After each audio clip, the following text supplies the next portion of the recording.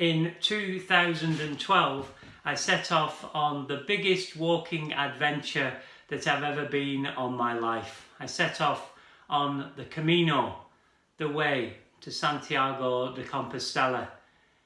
And it took me 5 years to arrive there for the first time.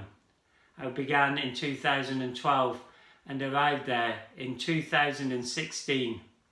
And you can see here that I have my different diaries from this adventure with God.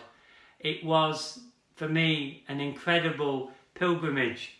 And I've decided to share with you something that I wrote after I'd finished the first time arriving in Santiago de Compostela.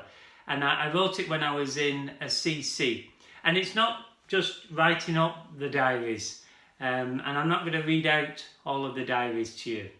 But it was a reflection on the Camino in daily life, because it struck me that many of the things that I learnt along the way can be applied to daily life.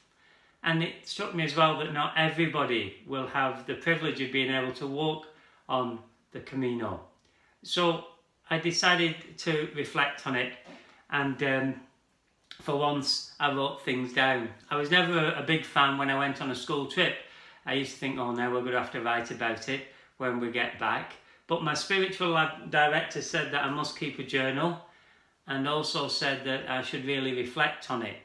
And it just so happens that 4 years later we find ourselves in a lockdown situation, and I thought, well, maybe this book, in inverted commas, it's not gone to the publishers and it's not been fully proofread, and I share it with you. You know, please be generous in your comments.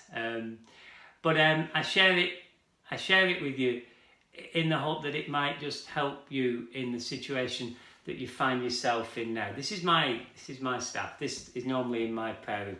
I've walked 3,000 kilometres with this staff, and it can tell some stories. And there are some stories in there. So, how do you access it? Well, if you go onto our website on Facebook, the first part, it's all going to be as a PDF. So you'll be able to download the first part and read it. And I hope it helps you in some way. And as they would say on the Camino, buen camino.